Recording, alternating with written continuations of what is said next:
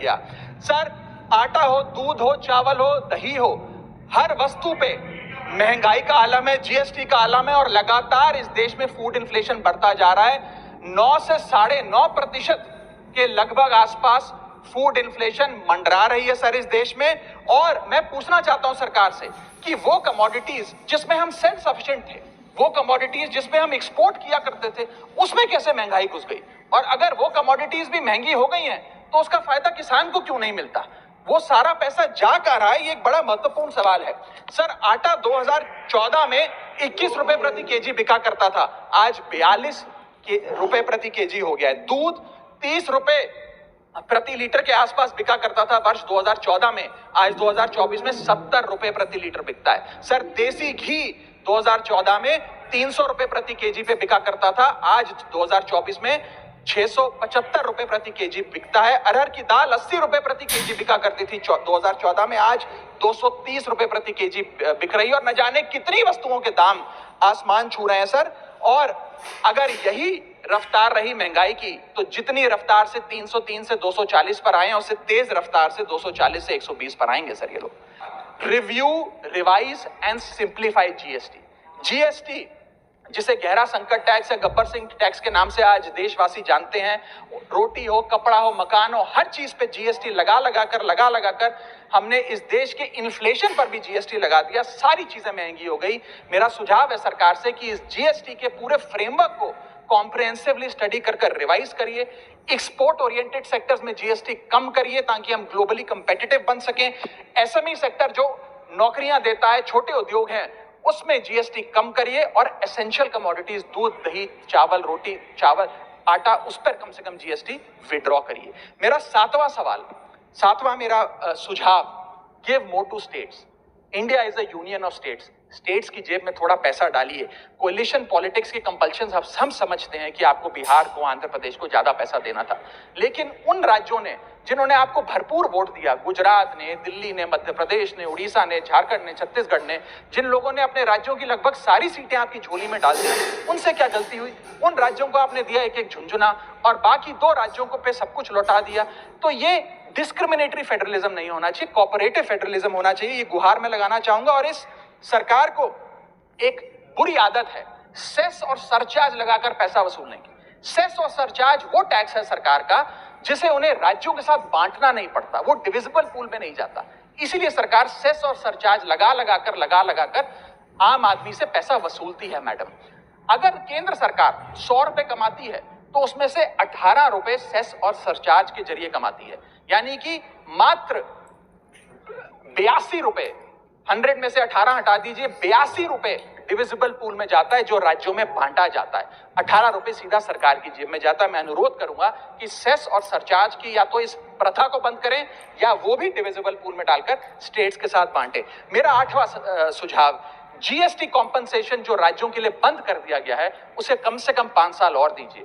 कई ऐसे राज्य हैं, तमिलनाडु है, महाराष्ट्र है, पंजाब है, गुजरात है, जिनकी अर्थव्यवस्था आज जीएसटी कॉम्पनसेशन के पैरों पे खड़ी हुई है, जो आज हमारे बजट का 10 से 15% हिस्सा इनकम का जीएसटी कॉम्पनसेशन से आता है। मैं अनुरोध करना चाहूंगा सरकार से कि कम 5 साल और जीएसटी कॉम्पनसेशन देकर इन राज्य सरकारों की मदद की जाए। और अंत में बस मैं यही अपनी बात बोलकर खत्म करूंगा मैडम कि इस बजट ने टैक्स बढ़ा बढ़ाकर इस देश के आम आदमी के खून चूसने का काम किया। मैं अनुरोध करूंगा कि डायरेक्ट टैक्स हो या इनडायरेक्ट टैक्स हो, इस पूरी व्यवस्था पे एक बार फिर से गौर फरमाया जाए। जो मैंने शुरुआत में कहा था उसे दोहराऊंगा, हम 10 रुपए अगर कमाते हैं तो उस पे 3-3.5 रुपए इनकम टैक्स लगता है, उस पे 2 से 2.5 रुपए जीएसटी खा जाता है, 1.5 रुपए का कैपिटल गेन टैक्स लगता है, आधे पैसे का सरचार्ज और सेस लगता है, यानी कि 10 रुपए में से 6 से 7 रुपए सरकार की जेब में चले जाते हैं। यानी कि अगर आप साल में 10 रुपए कमा रहे हैं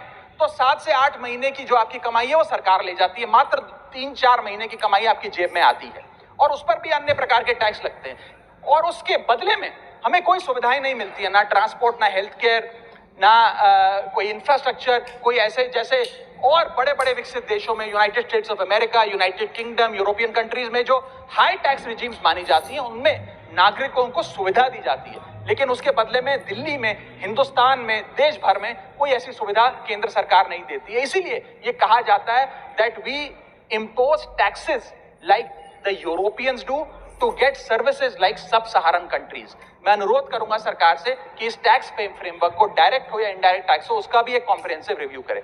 पहले तो मैं सरकार के मंत्री नितिन गडकरी जी का जो एक चिट्ठी सामने आई, उन्होंने अपनी सरकार के वित्त मंत्री को चिट्ठी लिखते हुए कहा कि लाइफ इंश्योरेंस और हेल्थ इंश्योरेंस पर जो 18% जीएसटी लगाया उसे वापस लिया जाए। मैं उनकी इस मांग का समर्थन करता हूं और सरकार से मांग करता हूं कि हेल्थ और लाइफ इंश्योरेंस पर कम से कम हम जीएसटी ना लगाएं। ये कोई लग्जरी गुड या लग्जरी प्रोडक्ट नहीं है। और मुझे ये बताते हुए खुशी है सर कि parliamentary standing committee on finance की आज से 6 महीने पहले रिपोर्ट आई थी, जिसका हिस्सा मैं भी था। मैं भी parliamentary standing committee on finance का सदस्य हूं, जिस समिति ने अपने पैरा नंबर 2.10 में साफ तौर पे सरकार से अनुरोध किया कि हेल्थ इंश्योरेंस और लाइफ इंश्योरेंस पर जीएसटी कम किया जाए, समाप्त किया जाए, ना लगाया जाए। मैं पढ़ के वो अंश आपको सुनाना चाहूंगा। The committee feels that there is a need to rationalise the GST rate on insurance products, especially health and term insurance, which is 18% at present. The high rate of GST results in a high premium burden, which acts as a deterrent to getting in insurance policies. The committee, with a view to make insurance more affordable, recommends that GST rates applicable to health insurance products, particularly retail policies, etc., should be reduced. हमारा ये प्रयास होना चाहिए कि एक परिवार, sir बस समाप्त कर रहा हूं, अभी तो मेरा समय रह गया, 1-2 मिनट आप थोड़ा ज्यादा दे दीजिएगा तो सर कुछ फर्क नहीं पड़ेगा, मैं अपनी बात समाप्त कर लूंगा। हेल्थ इंश्योरेंस पे और लाइफ इंश्योरेंस पर हमें टैक्स समाप्त करके लोगों को इंसेंटिवाइज करना चाहिए कि ज्यादा से ज्यादा परिवार भारत के हेल्थ इंश्योरेंस के कवर में आए, लाइफ इंश्योरेंस के कवर में आए। यो मैं सरकार से मांग करूंगा। और सर एक बड़ा इंपॉर्टेंट पहलू मैं आपके सामने हाईलाइट करना चाहूंगा। इस देश में इन्फ्लेशन पर भी जीएसटी लग रहा है। वो कैसे लग रहा है? एक प्रोडक्ट जो 100 रुपए का बिकता था उस पे 18% जीएसटी हुआ करता था। आज वो वस्तु महंगी हो गई, 100 से 150 रुपए की बिकने लगी, अब 18% 150 रुपए पे लगने लगा। यानी कि 50 रुपए की जो महंगाई है उस पर भी सरकार जीएसटी लेने लग गई है, which is GST on inflation. मैं चाहूंगा कि सरकार इस पर विचार करे। और अंत में सर अपनी बात समाप्त करने से पहले एक और दिलचस्प मुद्दा आपके समक्ष रखना चाहूंगा, which is problem of multiple taxation. हम लोग एक ही चीज पर न जाने कितनी बार टैक्स भरते हैं।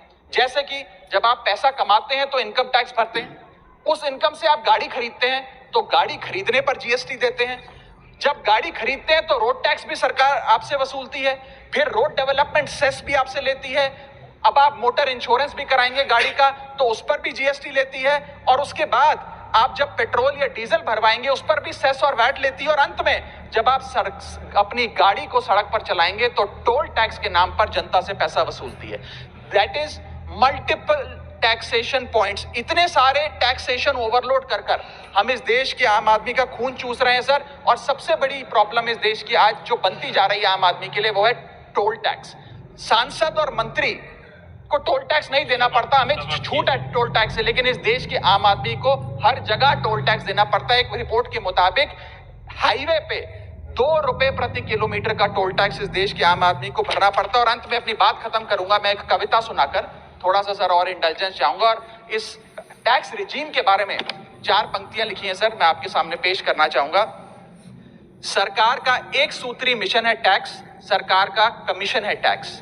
जगने पे टैक्स, सोने पर टैक्स, हंसने पर टैक्स, रोने पे टैक्स, खाने पे टैक्स, पीने पे टैक्स, बच्चों की पढ़ाई पे टैक्स, बुजुर्गों की दवाई पर टैक्स, फसलों की बुआई पे टैक्स, ट्रेन और यात्रा हवाई जहाज पर टैक्स, खरीदने पर टैक्स, बेचने पे टैक्स, फैलने पे टैक्स, समेटने पे टैक्स, सड़क पे टैक्स, आसमान पे टैक्स, गाड़ी पे टैक्स, मकान पे टैक्स, सपनों पर टैक्स, अरमान पे टैक्स, खुशी पर टैक्स, मुस्कान पर टैक्स, दिन रात की गाड़ी कमाई पर टैक्स, किताब पर टैक्स, सियाही पे टैक्स, सब्जी पर टैक्स, मिठाई पे टैक्स। सरकार जनता से वसूल रही है बीजेपी से दिल लगाई पर टैक्स। बहुत बहुत शुक्रिया।